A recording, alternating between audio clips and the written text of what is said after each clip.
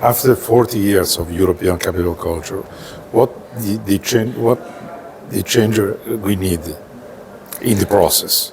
Yes. Well, obviously we have learned a lot over the last 40 years. The program is really mature. There is demand. But we need a bit more clarity around the story, the thread. What do all of these cities have in common when they become a European capital of culture? So I think for the next round, the next 40 years, on the one hand, I think we need a stronger brand. I think we need more clarity about what it is to be a European capital of culture and what is not. There are many, many other events out there. Yeah. So why is it that we need European capitals of culture? What is the difference? What is the difference? There is another element in terms of the bidding process and so on. Obviously, we have a very sophisticated approach to developing this kind of 6 criteria that all the cities need to address. Probably I would recommend for the future certain areas of simplification. So there are certain aspects of the bidding process that are not necessarily that useful afterwards for the delivery.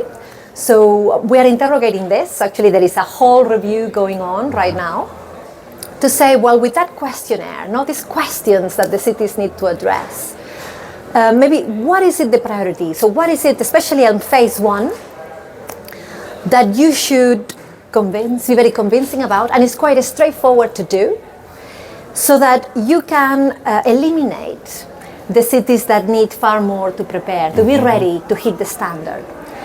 Because I feel the other big element going forward for the program is not to scare away from demanding a quality or demanding a degree of innovation and step change. This has to be a prestigious event. And what we know is that many cities use the process of bidding as developing capacity building. It's about learning. Yeah, I think, what Napoca did. Yes, and it's very valuable to do that, to maybe develop for the first time a cultural strategy, maybe think for the first time about your evaluation processes. But that may be something that can be done and developed during the bidding process. If you secure the title, it's just making sure that you can do something that contributes to the future of the European project and that can secure a legacy. So yeah, that would be my last point.